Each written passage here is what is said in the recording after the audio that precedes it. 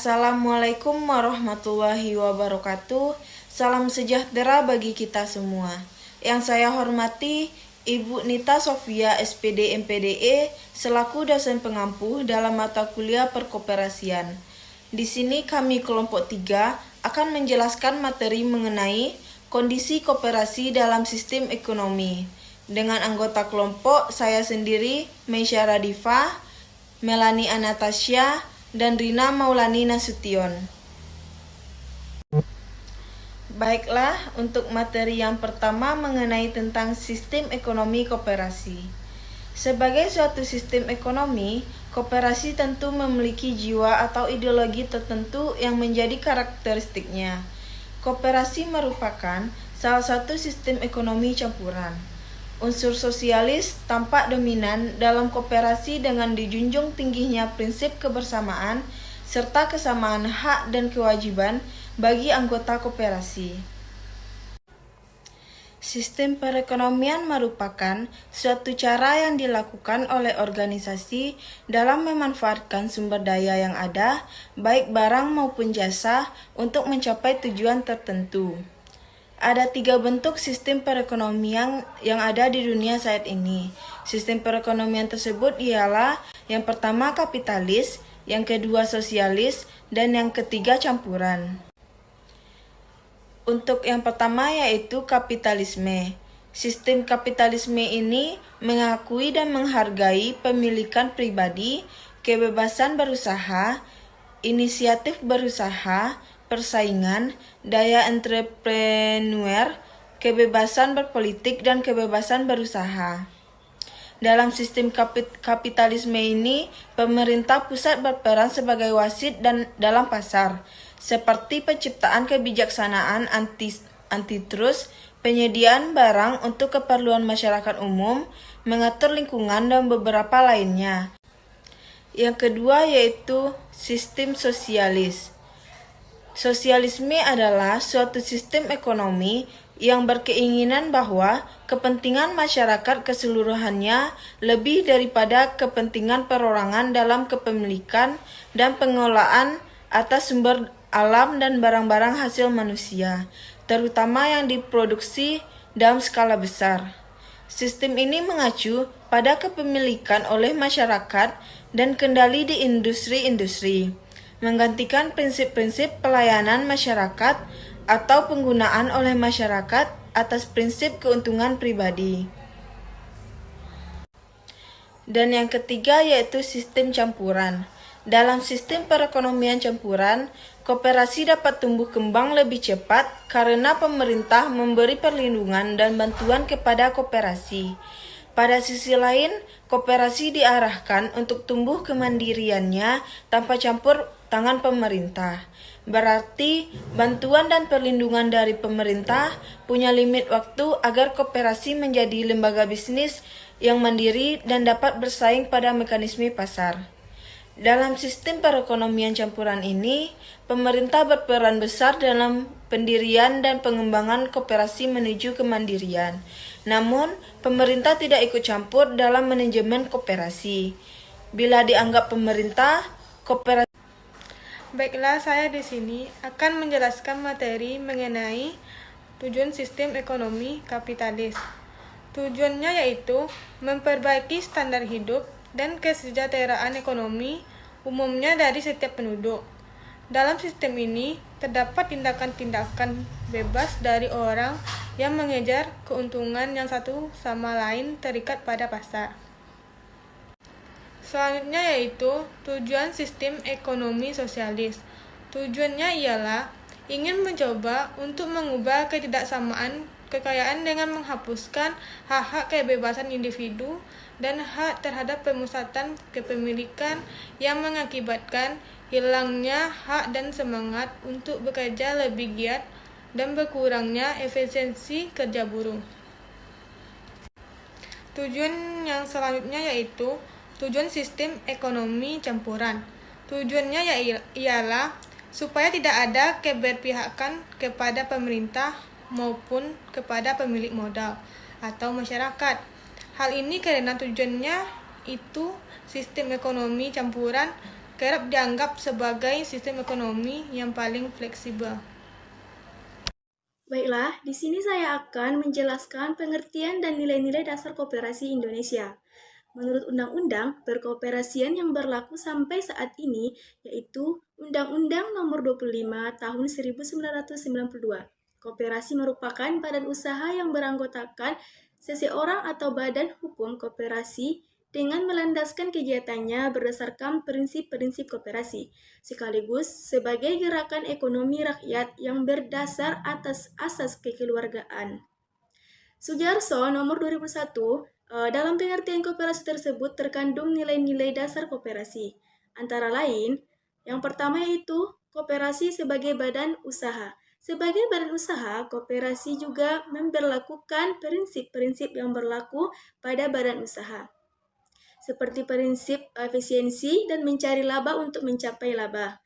Koperasi harus memiliki organisasi dan manajemen yang dikelola secara profesional dengan tetap memperhatikan prinsip-prinsip koperasi, serta tetap memperhatikan kepentingan anggotanya.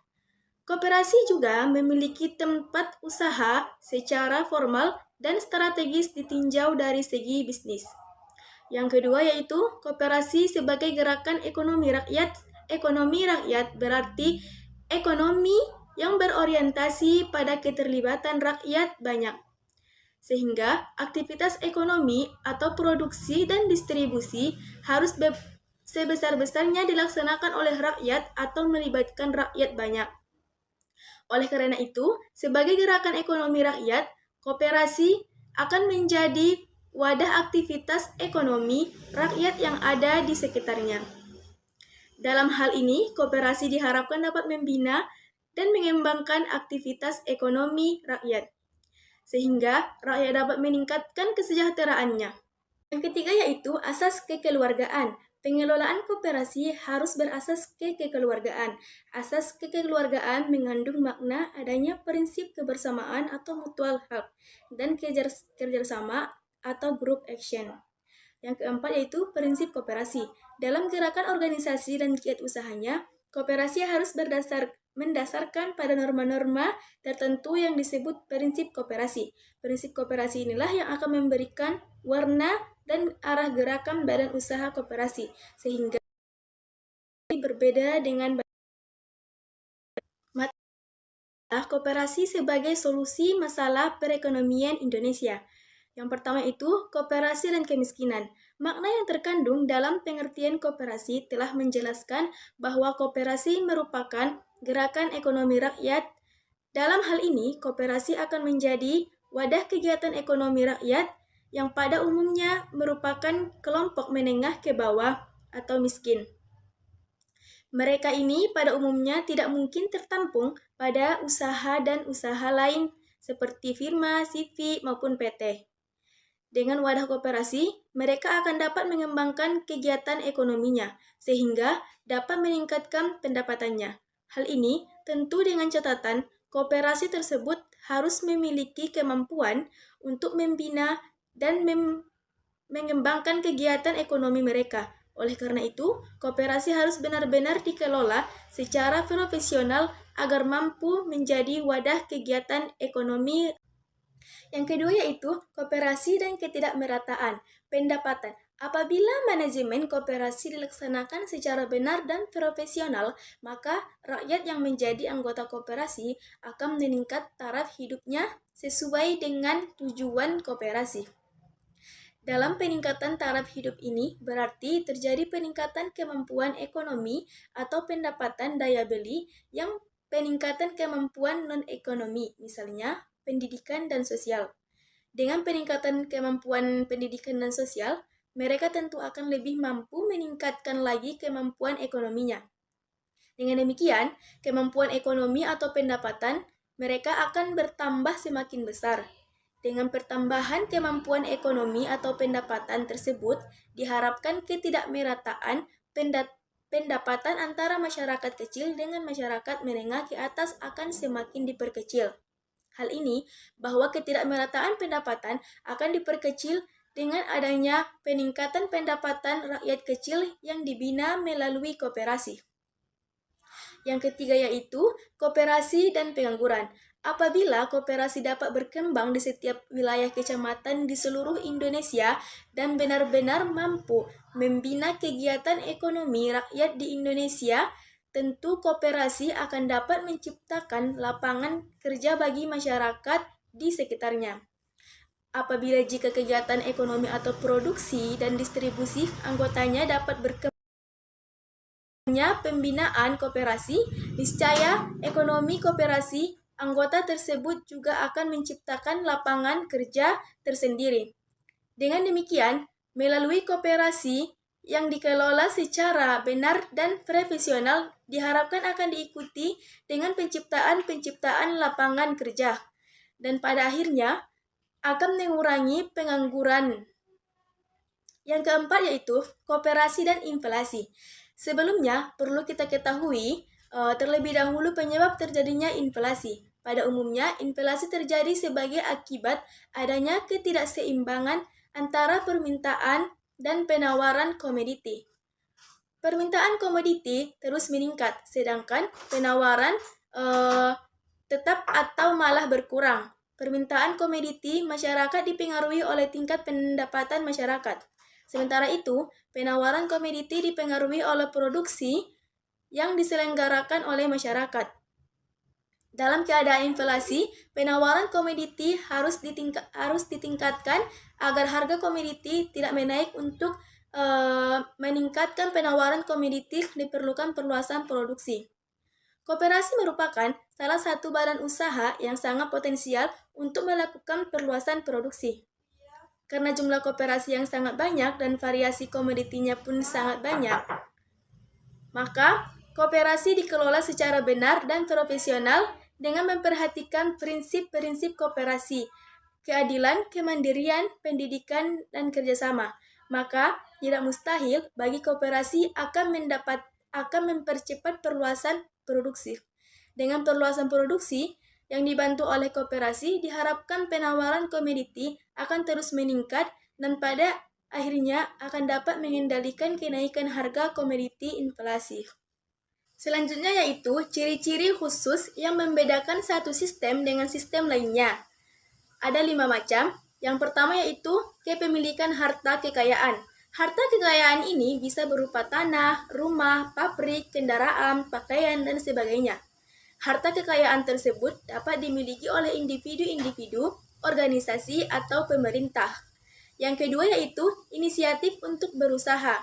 Dalam setiap sistem ekonomi, seseorang harus mampu mempersatukan tanah, tenaga kerja, dan manajemen untuk memulai dan mengoperasikan usaha.